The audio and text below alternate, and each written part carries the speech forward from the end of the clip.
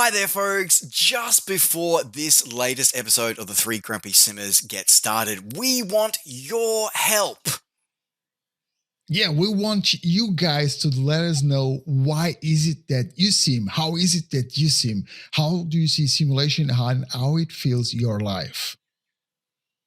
So what's going to happen is we've actually got a link which will take you to a place where you can let us know why you sim. And in an upcoming episode, we're going to be reading all of your feedback to kind of get a consensus of the community and what makes us all tick. So now's your chance. If you've always wanted to tell us, this is it.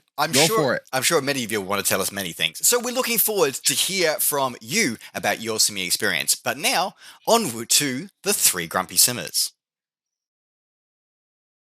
Hi there, folks. My name is NovaWin24, and welcome to another long overdue episode of the Three Grumpy Simmers. And once again, I am joined in grumpiness by my two grumpy brothers. I am joined, of course, first of all, by the helicopter maestro and, of course, the developer of all things amazing in the helicopter world, Sérgio, the editor-in-chief and owner of Helisimmer.com. Welcome, Sérgio.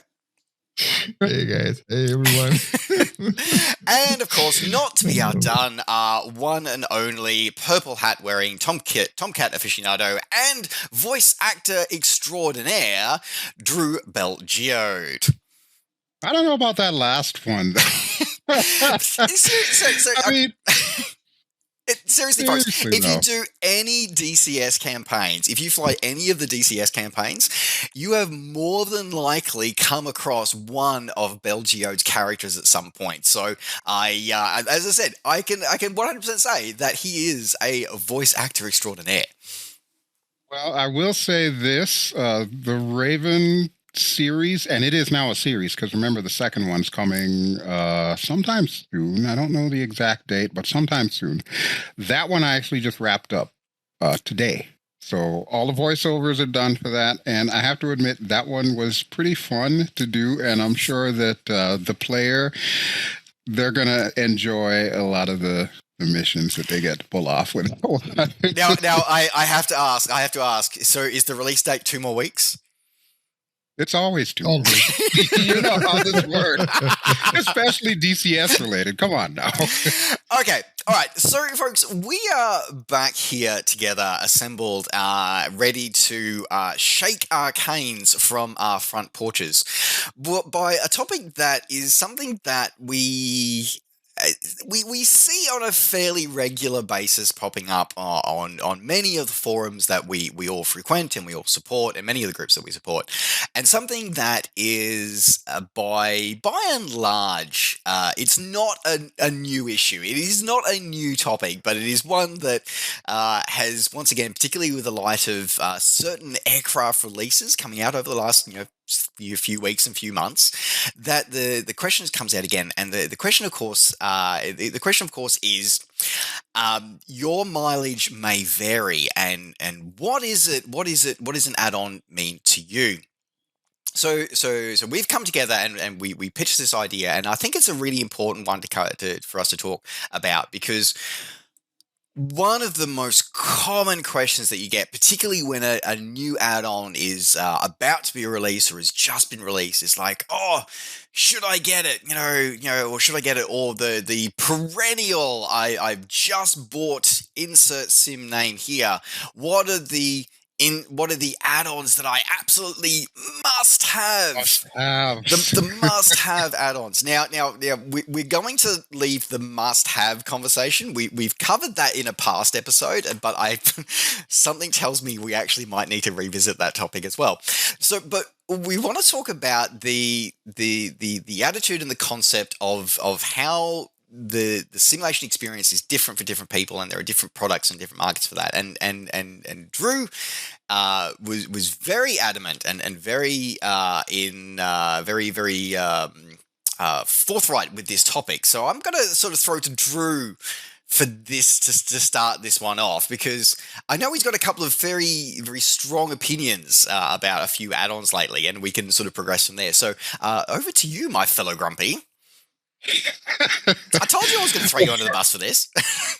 First and foremost, I feel like I owe the audience a little bit of a backstory as to how this particular topic came up. And it's a pretty simple story.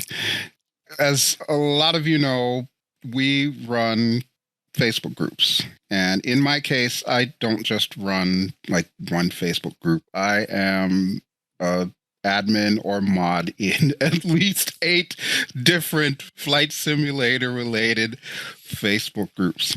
And the most common question that's been coming up with all of these new releases lately, is it worth it? I see this over and over and over, and I'm tired of putting my same canned response, which basically is, well, you determine what worth means to you. It's pretty straightforward. You know, you're a simmer. What do you like to fly? Where do you like to fly? What do you want to get out of that time? Do you just want to hop in a little Cessna and putz around here and there? Do you want to go bush flying? Just throw the compass out the window, throw the GPS out behind it?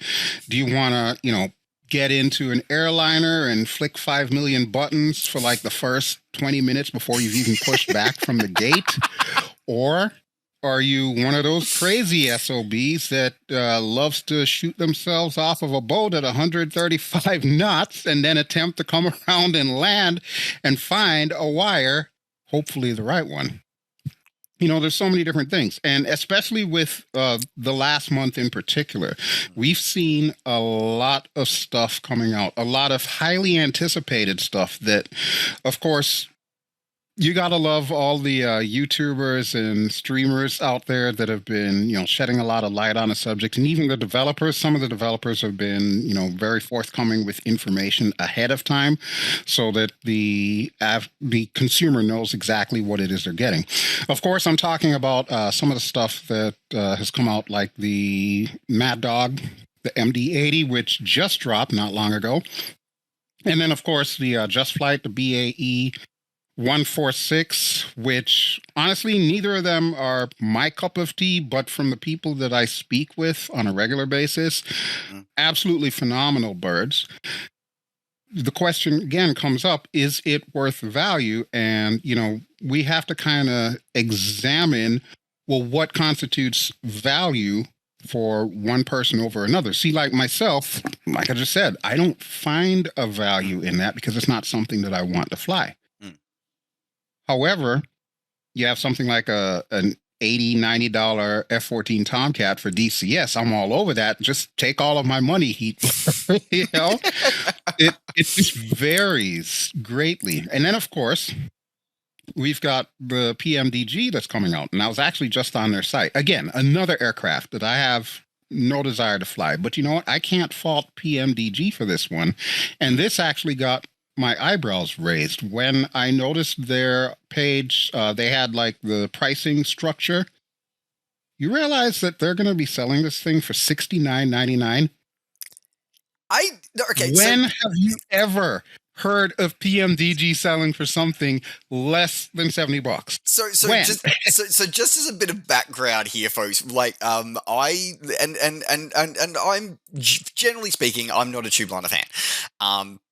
Not necessarily a fan of Mr. Rendazio either, in general. So I haven't been paying attention much to the PMDG release schedule, and when the Drew told me the price, I literally almost spat my coffee out. This is just before we started recording, because as Drew pointed out, like that is unheard of pricing for them.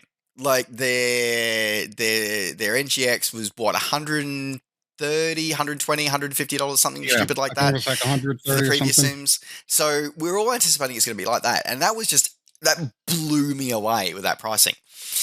So it's and again, picking up on what Drew's been saying, it's the idea of what's the value for you, and I think that sometimes we possibly need to, and value isn't about the dollar signs. I think we need to start in some ways decoupling those two things. Don't get me wrong, absolutely the dollar value and how much I'm paying, how much my wallet is going to hurt when I buy an add-on, that is always going to be a factor. But it's those other things that Drew, that you talked about, that's more important. It's what sort of flying we're going to do. Are we going to be shooting ourselves off, a postage stamp at 130 knots and then trying to find said postage stamp that's rolling, pitching, and very wet?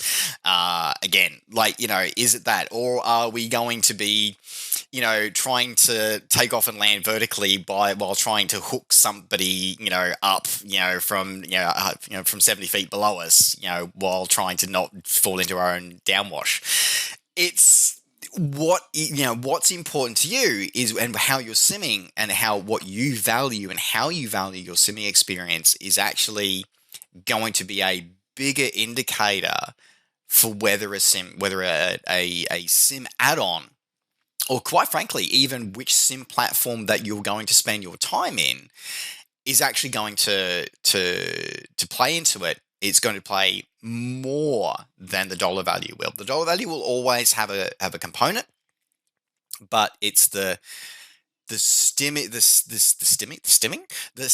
experience that you want. Now, for me, again, for viewers and people who know my channel and know me and my YouTube and my Twitch streams, you'll know that airliners are not my thing. However, I've been flying the Just Flight 146 since it dropped, and I'm having a barrel of fun. It is something completely out of left field for what I would normally fly. It's white man's magic. That box down in the center console where you got to punch buttons. It's white man's magic. Like, I got no idea what's going on with that thing, but is it wrong? So the tools, the tools that I'm used to, which is, VOR nav and, looking at a compass bearing or following, all bless the, have you heard about our Lord and Savior, the magenta line? That's what I normally go for. So for me, programming in FMC and learning how to do that is completely out of left field, but I don't mind it for a once in a blue moon time that I want to challenge myself to an airliner. Because the hops on a 146 are going to be fairly short, so it still connects me. So for me, I don't have a lot of time, and I know, Sergio, you can definitely sympathize with this, that the amount of time, that many people that do content producers get to actually sim is really small. So we have to be very mindful of how we invest our time. So it is about what, when people ask that question of what add-on should I get, or should I get this add-on, generally speaking, you'll actually already know the answer to yourself, because it'll be to do with what sort of flying do you enjoy. Now, there's a sub conversation to this as well, and getting tying back into the value is that, and Drew, I'm gonna piggyback a little bit off what you said before, which is the F-14 Tomcat. So let's take the F-14 Tomcat right now.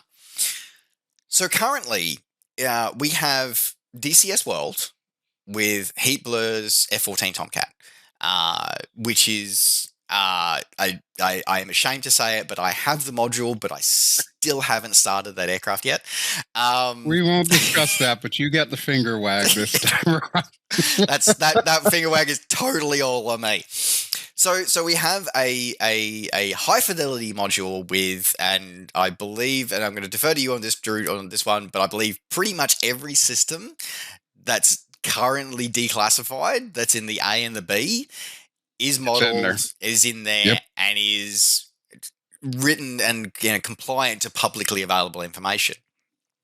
I think there may be like one or two things that are not quite where they need to be, but aside from that, it's pretty much the definitive F-14 Tomcat in flight simulation. Did they include the bomb kitty a software upgrade It's that in she there. got? It's a she. Okay, I know because I know she got Yeah, the you Bomb can. Kitty upgrade later on in life. Yeah, you can do that from. Well, actually, you could do that from the get go. But I think what was missing before was the whole lantern pod thing. That's now in there. Plus the framework with Jester, so that he can actually be your Right. bombardier / Rio now instead of just a Rio. So we've got an incredibly highly, highly detailed model, both of the physical model, the avionics, the systems, and a goddamn AI Rio. Like, there's a lot going on there for, $80, $90 in DCS world. Then you have the DC Designs. Then over in Microsoft Flight Simulator world, you've got the DC Designs one, which is, $35. Which gives us a really good 3D model, both internally and externally. But it makes the AOA indexer, which they still haven't fixed yet. Dean, I'm looking at you. You just got called out, Dean. Sorry. So you've got a detailed model with avionics that are compromised. They're not perfect. They're not 100%, but that's because you're also talking about a purely military flight sim with a very limited area of operations versus a civilian flight sim with the entire planet. So are some compromises made? Absolutely.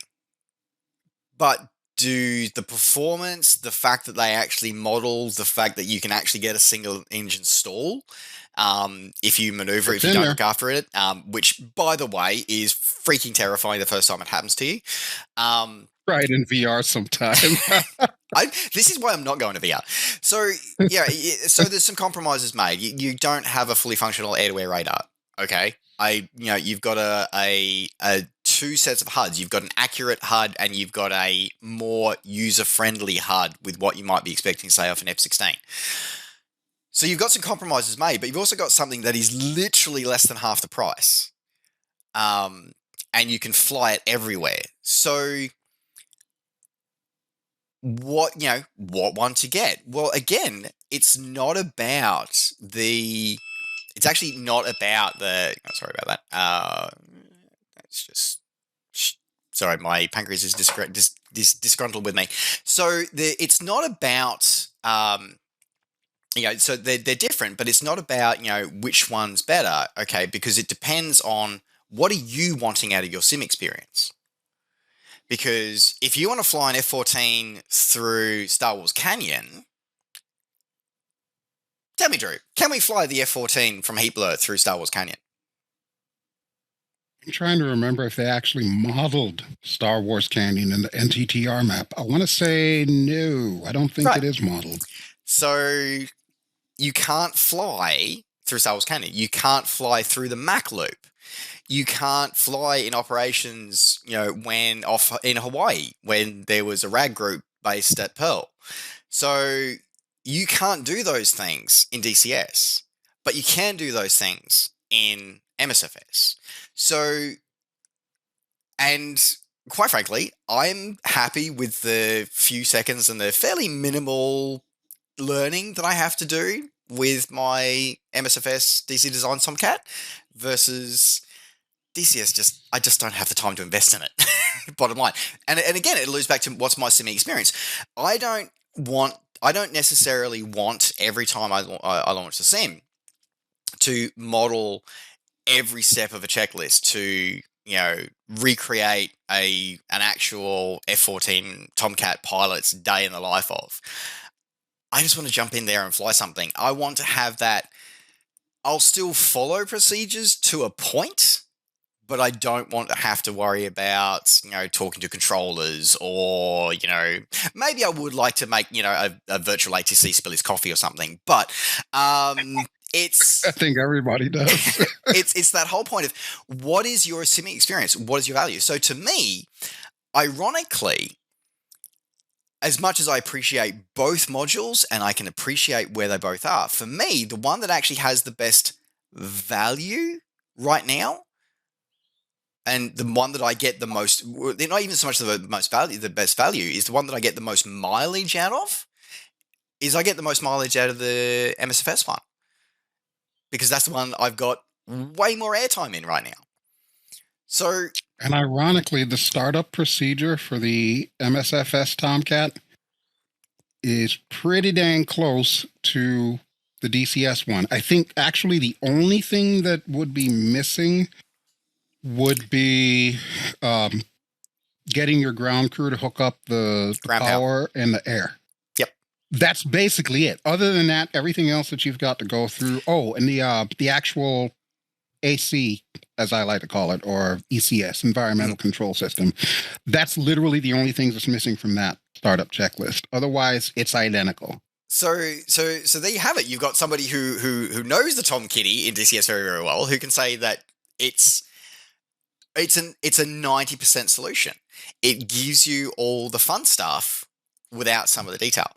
Now, let's sort of be clear on this, is that if you are the kind of simmer who you only want to fly by the book, you want to do everything, by the startup procedure, you want to spend 20 minutes at the gate, pre-flighting your Mad Dog before you push back for a 10-minute flight.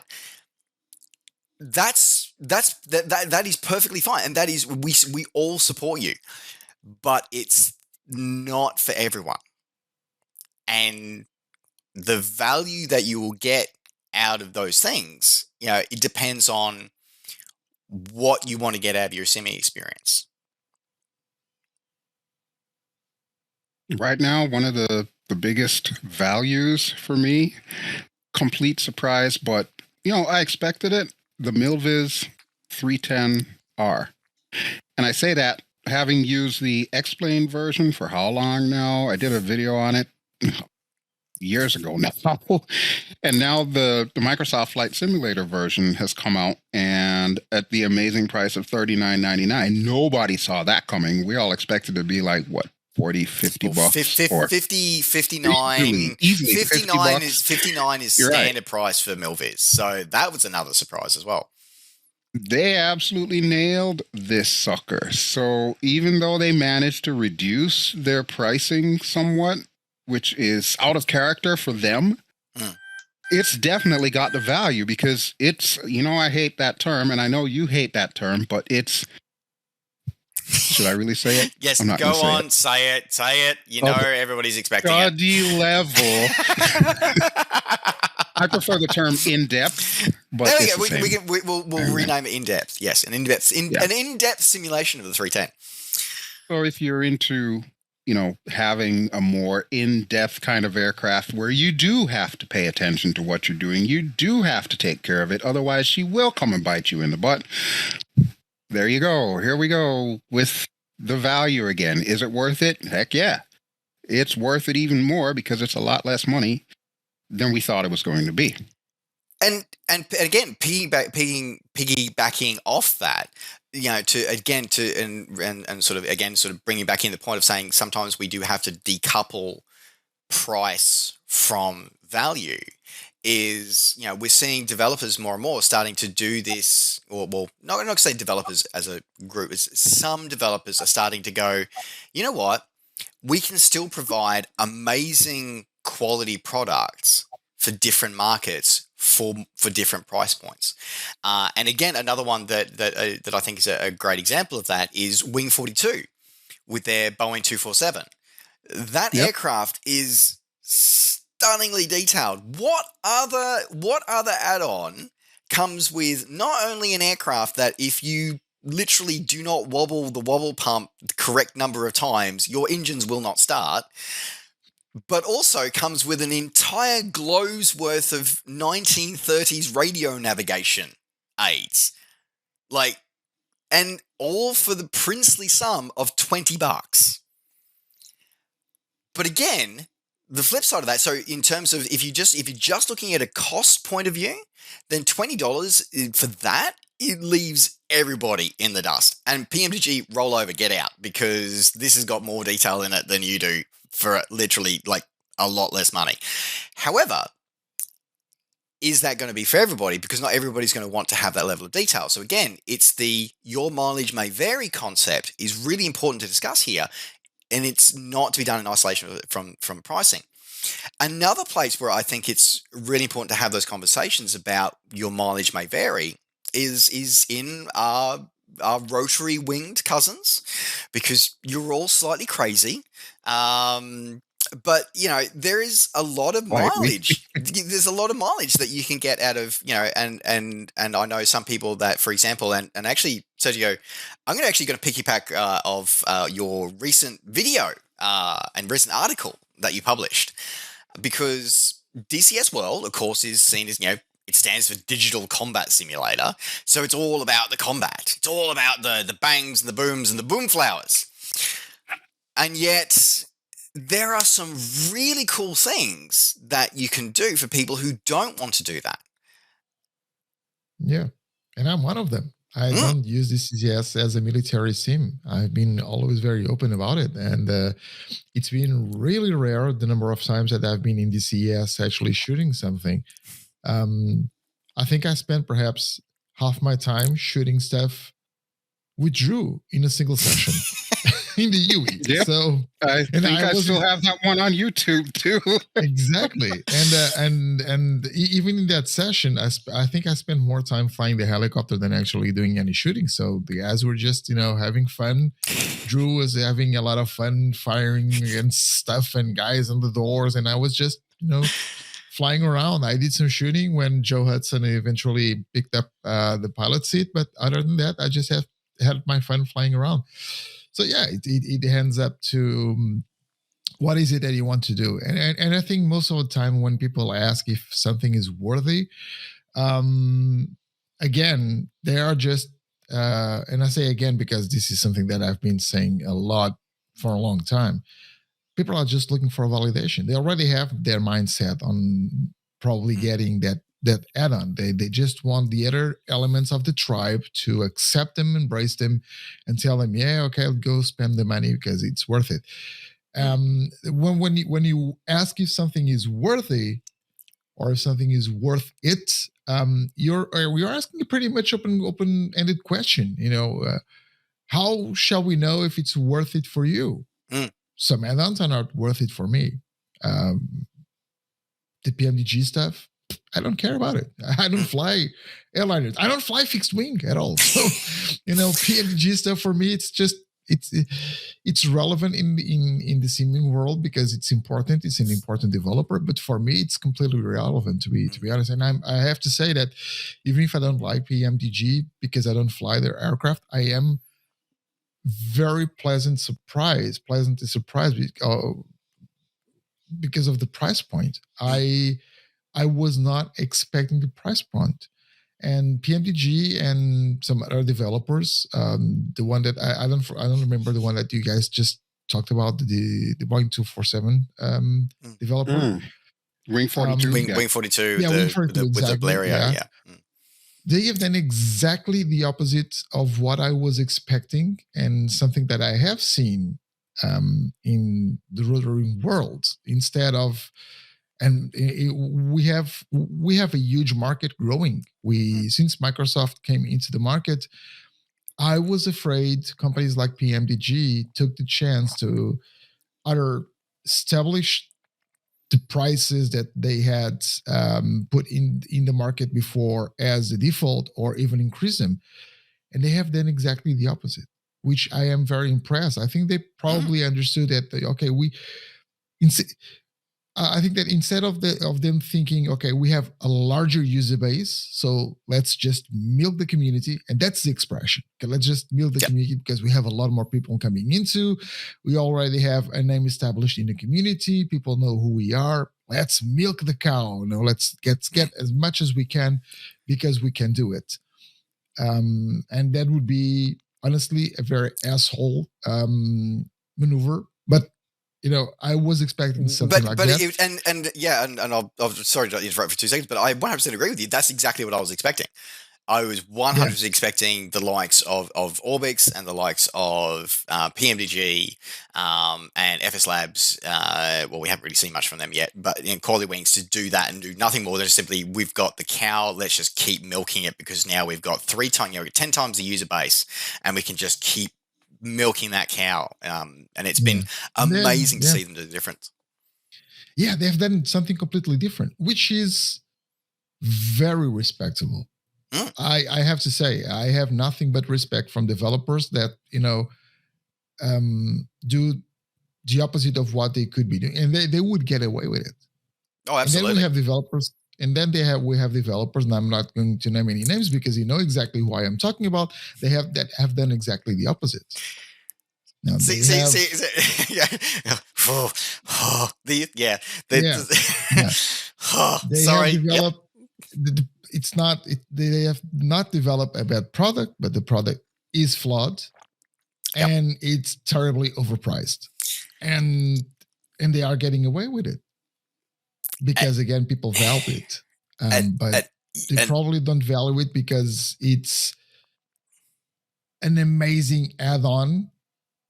In all its slices of content. It's not.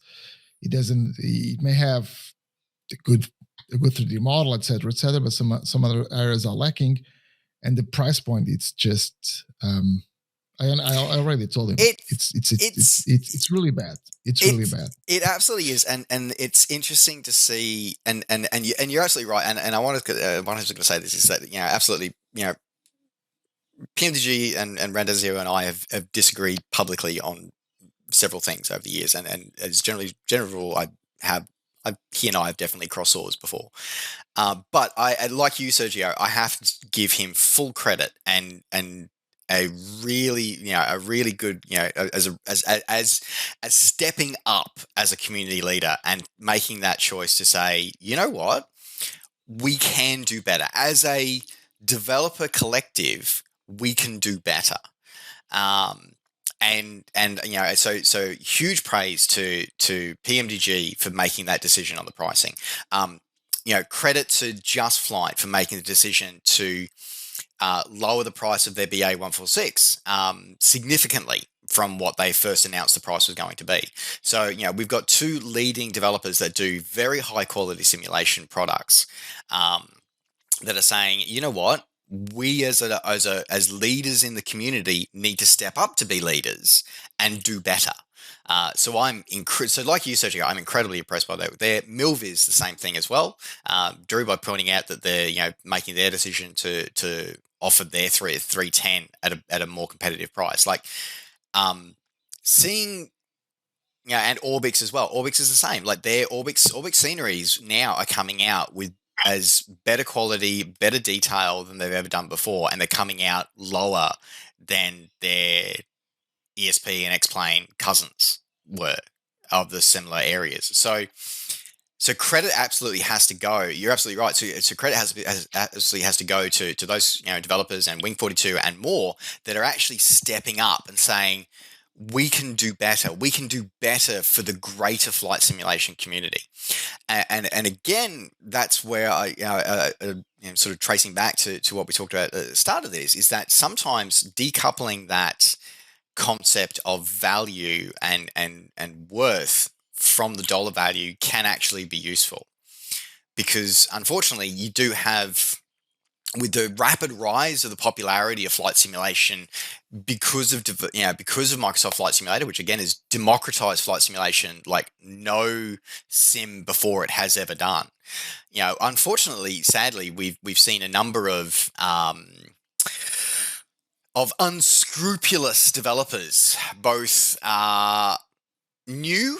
Who looked at who did exactly what you said, what you're saying, Sergio. They looked at the pricing histories of PMDG, of Orbix, of Just Flight, of all the developers, and gone, holy shit, we can make a shit ton of money out of this. We can scam, we can milk the cow.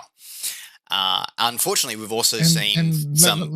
I'm sorry, Tristan. Let me just add a little parenthesis, and then he can go on. And I think some of those companies put themselves in the market with this price, thinking something like, "Oh, we are going to be the PMDG of certain type of aircraft, because we can put the product out there and raise the prices, and people will call us the PMDG of whatever." Go on. Just yeah. I'm sorry. I'm sorry.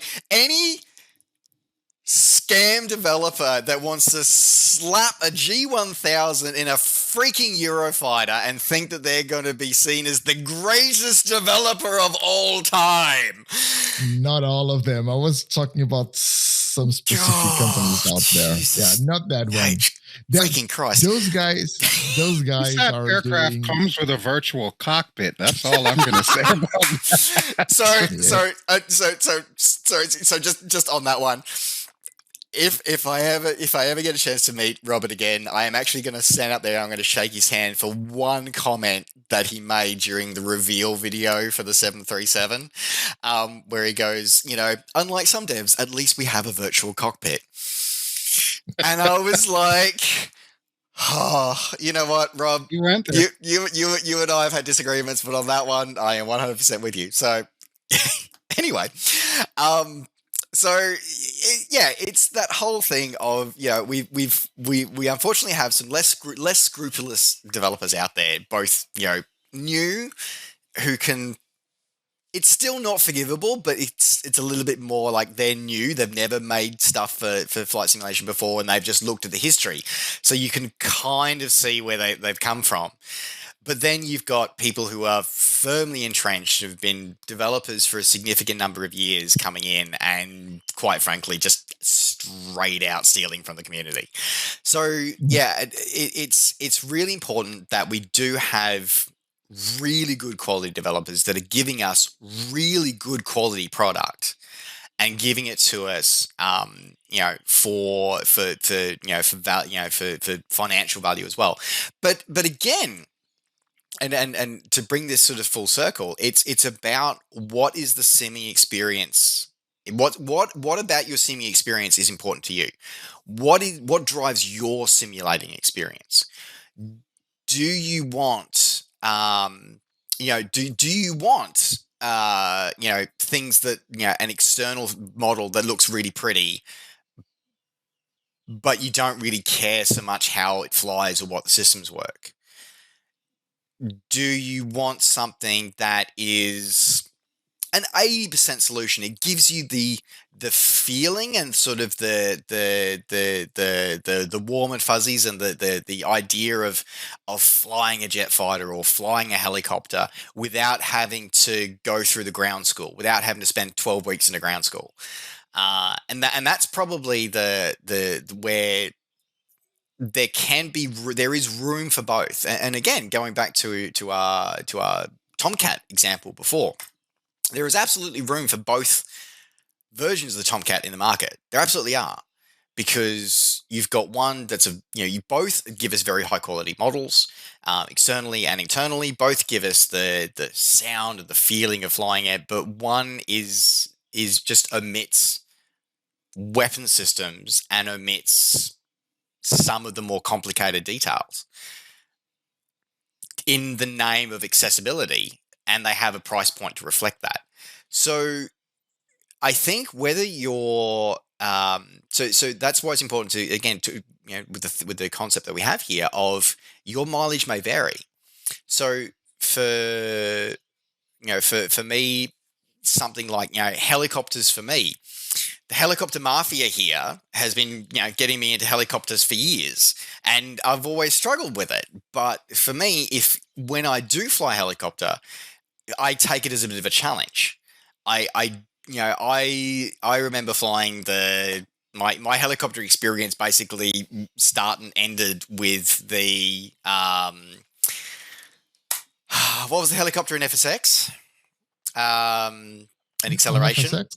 In FSX acceleration. Oh, the Merlin. The Merlin? The Merlin. The Merlin. So basically, my helicopter experience started and finished with the Merlin. Like, that was it.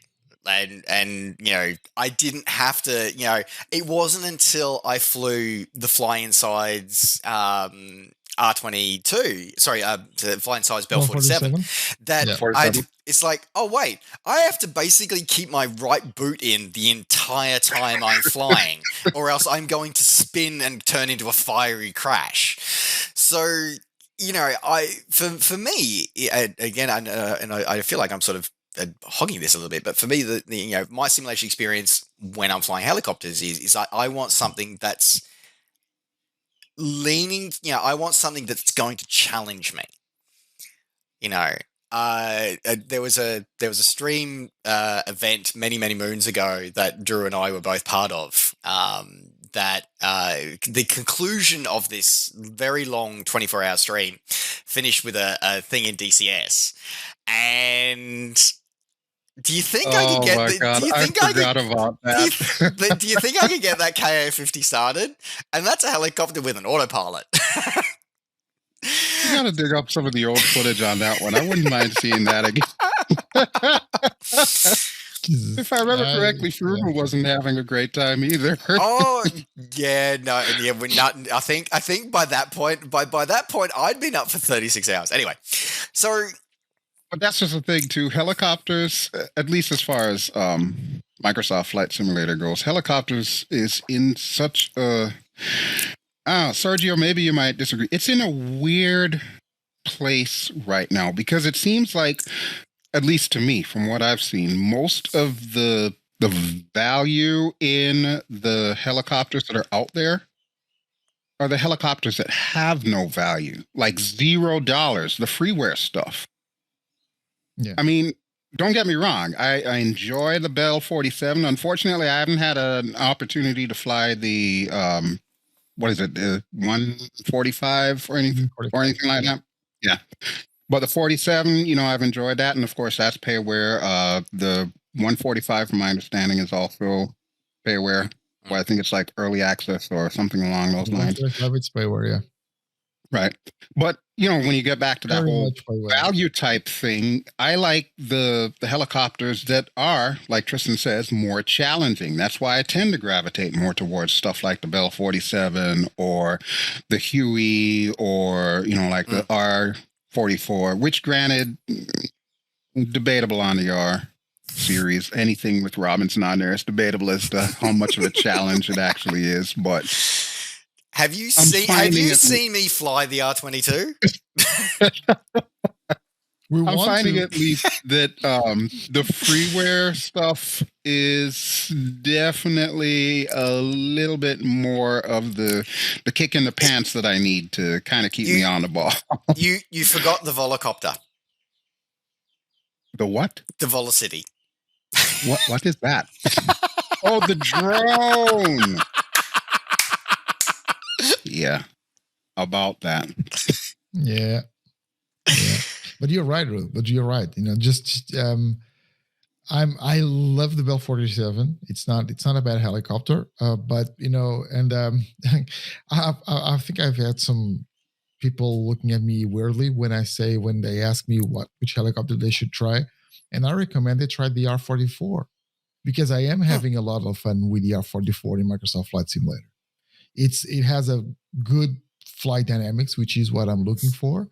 It's not a bad model, but it's not like I would probably wouldn't like it if it was a cube with a rotor on top, but it's an R44. It has a pretty decent interior.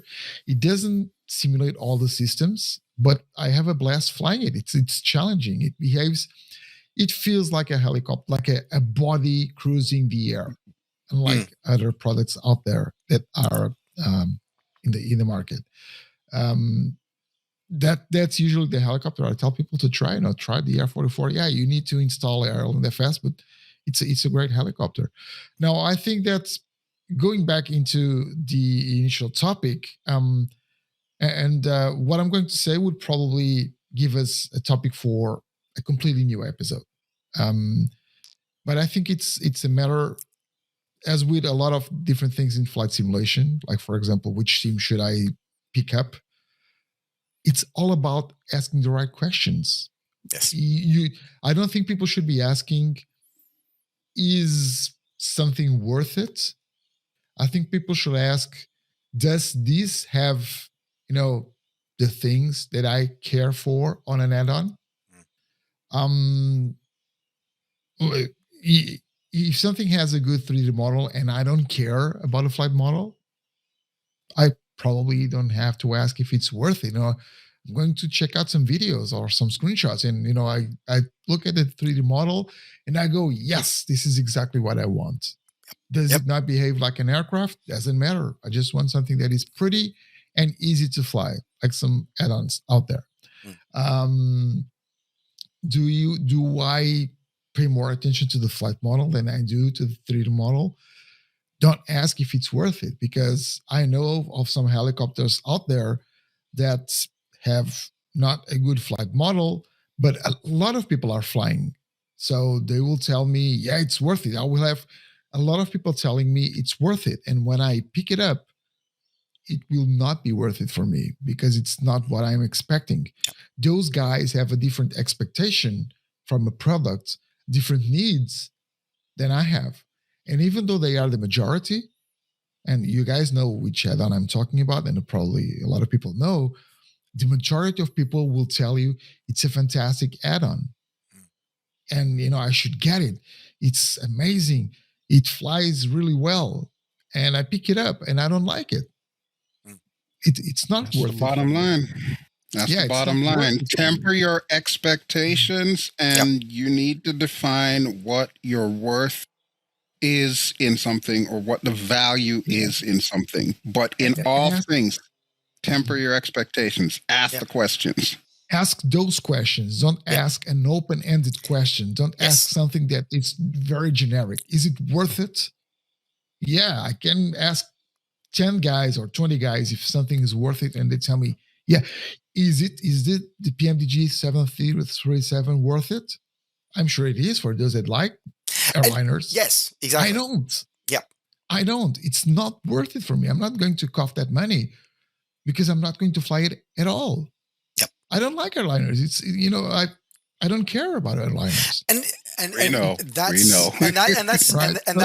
that's a really great way to sort of highlight it, because whether you sim to role play the life of an airline pilot, where you file your flight plan, you download your charts, you log everything, you fly the route, everything with with exact times, and you role play being an airline pilot, whether you role play planning a mission, doing a mission brief, to conduct a seed strike against targets in Georgia, or whether you role play, because just remember, folks, that no matter what you're doing, if you're using a simulator, whether it be a truck sim, flight sim, a space sim, whatever, you're role playing.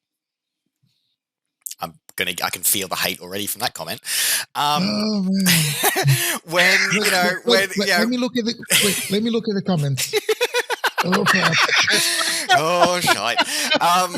So or whether whether you're extracting troops from a dust off zone, or whether you're whether you're ferrying rubber dog shit out of Hong Kong, whatever way that you want to sim. A cargo plane with no virtual cockpit. Oh God, I'm sorry. I'm not going to let that one go. I didn't say a thing. So whatever way you want to sim is valid. And the same token, just because the next virtual aviator chooses to sim in a different way, does not invalidate their way of simming. Each of you, and all aviators, and all virtual aviators, we are all valid in our own way of simming, however that might be. And that then leads into the thing of your mileage will vary. So, as Sérgio said, the PMDG 737, even at that bargain basement price from PMDG, is that with all its detail, with all the engine information and all the things? I don't know. Do you get coffee served to you in that flight deck? All of those features of that amazingly well detailed aircraft. If Sérgio doesn't role play being an airline pilot, it's not worth it. His mileage, his mileage out of that add-on will be negative, and he will, and if he went, and I'm just going to, throw this out there. If we have a virtual aviator that comes in and says, should I get the PMG 737? And I'll guarantee you that pose has already happened a dozen times in every one of our groups. You will see a bunch of people that will all say, yes, get it. It's the most realistic version of the 737. I question how many of you have actually been in a 737 sim. Next question is like, it's the most realistic. You absolutely have to get it. It's the must-have add-on. But if that virtual aviator wants to do virtual firefighting using a helicopter, if that's how they actually want to sim, what became of that advice? Yeah, Tristan, let me just say something so that we reduce a bit of the hatred in the comments. We know we are. Why? I'm having so much fun. We need to be clear on something. We are providing extreme examples. Obviously, you guys need to understand that.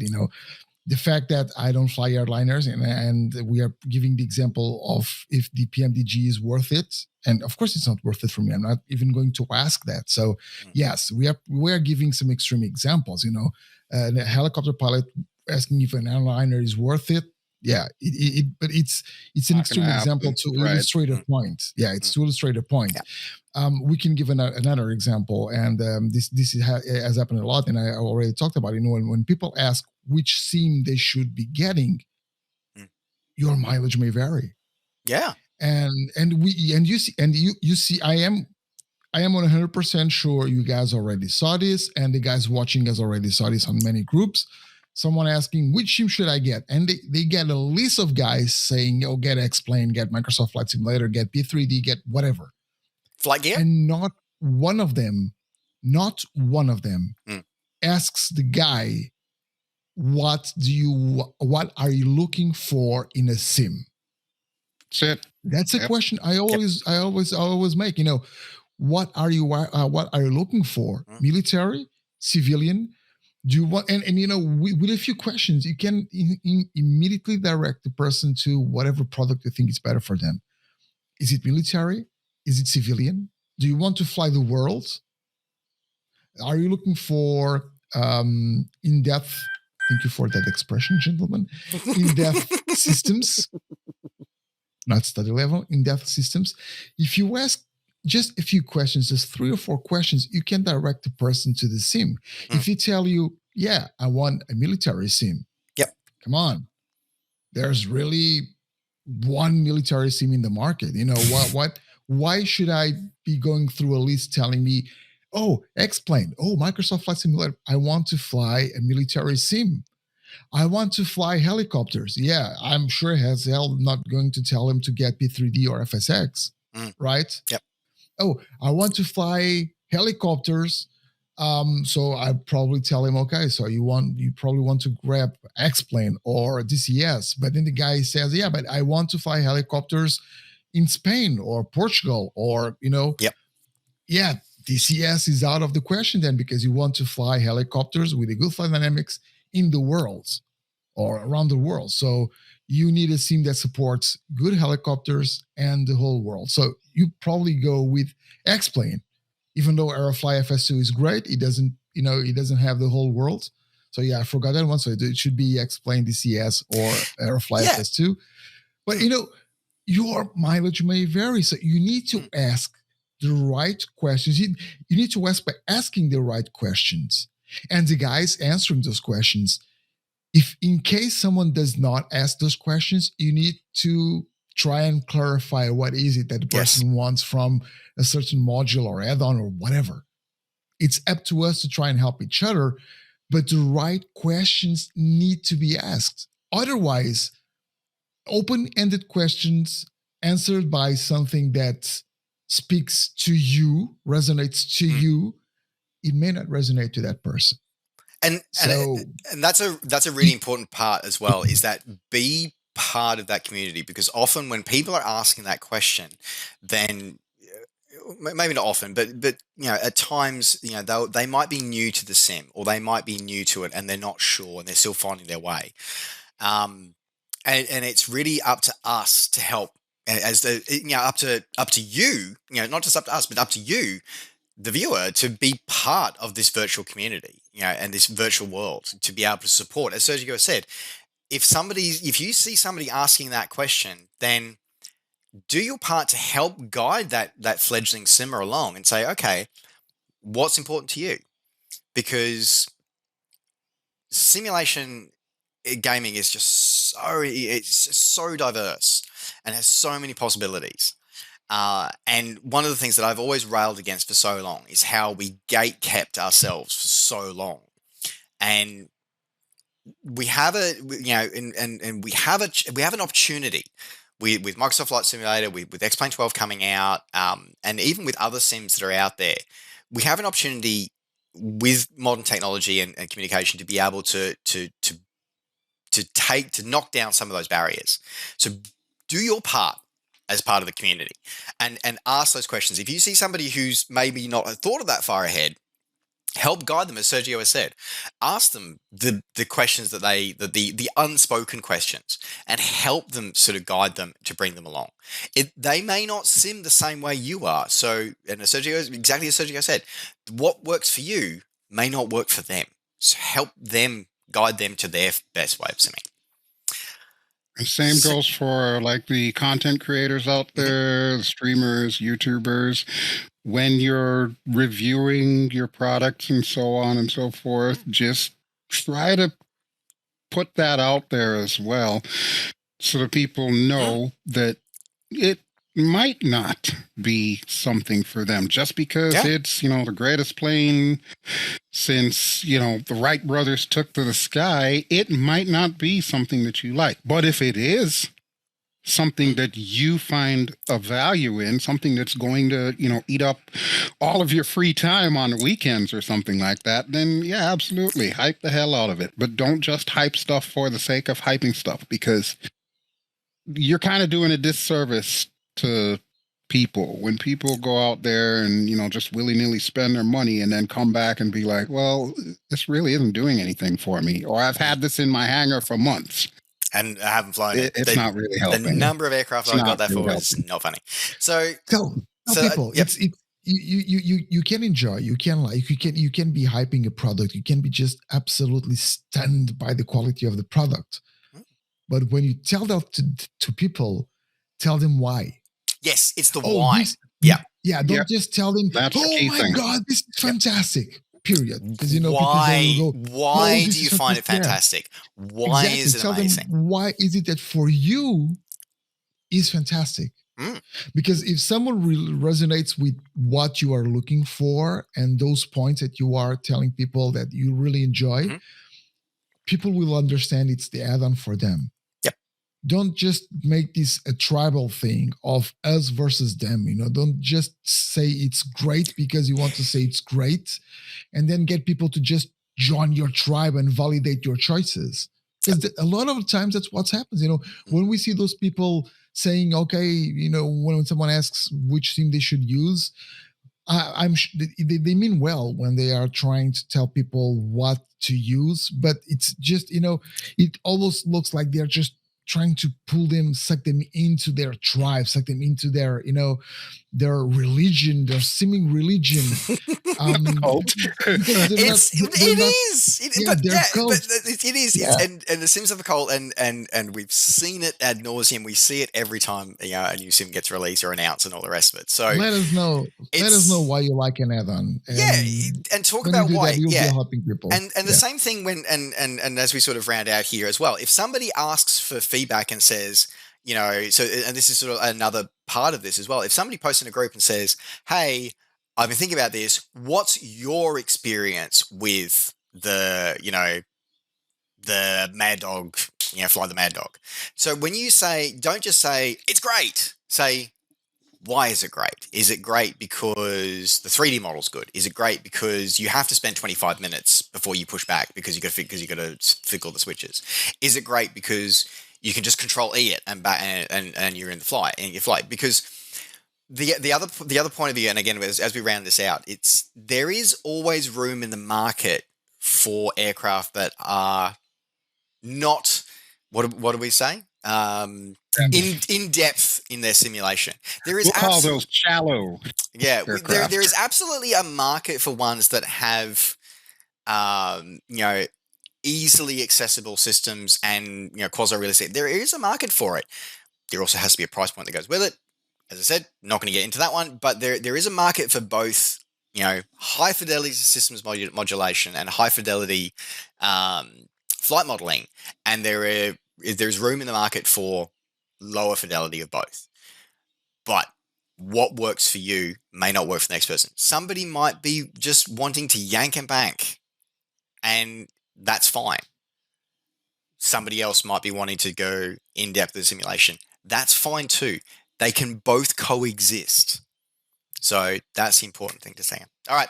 As we round this episode out, final thoughts from you, Sergio. Yeah, I think we've pretty much said everything. Your mileage may vary. Whatever is it that you do, ask the right questions, and don't be afraid to ask them. First of all, most of the groups, most of the community is fantastic, and people are willing to help. There's a lot of helpful guys out there, but you have to ask the right questions. Otherwise, you'll get the wrong answers, or at least not the ones that should be helpful to you. So above everything, enjoy yourselves, guys. Flight simulation is a great hobby, but we just need to relax and enjoy ourselves sometimes. Just enjoy it. Yeah, that's the bottom line right there. If you're not having fun at the end of the day, you're doing it wrong. I hate to say it. If you're not having fun, you are doing it wrong.